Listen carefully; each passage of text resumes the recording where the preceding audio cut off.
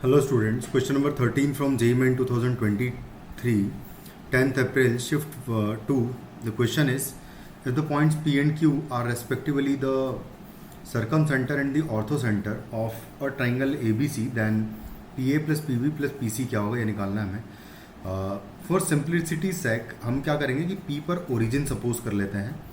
तो जो पॉइंट हम एक ट्राइंगल बनाए, अगर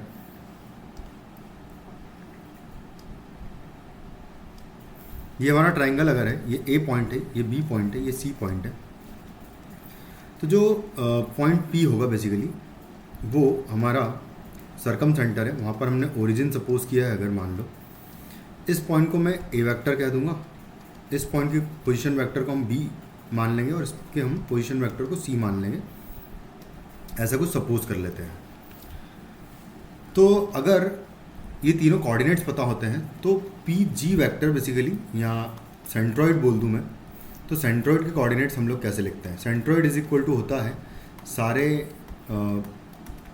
वर्टाइसेस के पोजीशन वेक्टर्स का सम divided by 3 is the centroid. और पी हमने ओरिजिन मान ही रखा है, तो इस वजह से पी जी वैक्टर ही लिखेंगे. ओ जी वैसे लिखा जाता है बट ओ जी नहीं लिखेंगे, इसका केस में पी जी लिखेंगे because P is the origin.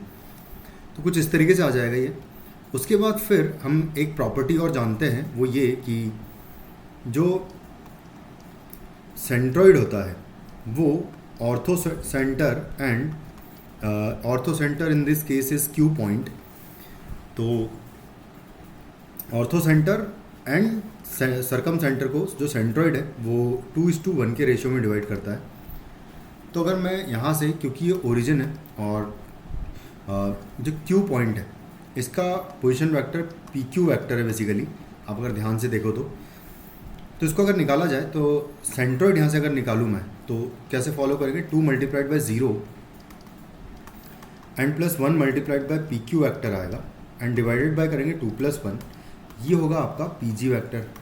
ठीक है, इसी तरीके से आएगा. और पी जी वैक्टर ऑलरेडी हम लोग जानते हैं कि ए प्लस बी प्लस सी है. तो यहाँ से इसको सॉल्व करोगे, नेक्स्ट पेज पे कर लेते हैं. 2 × 0 तो 0 हो जाएगा.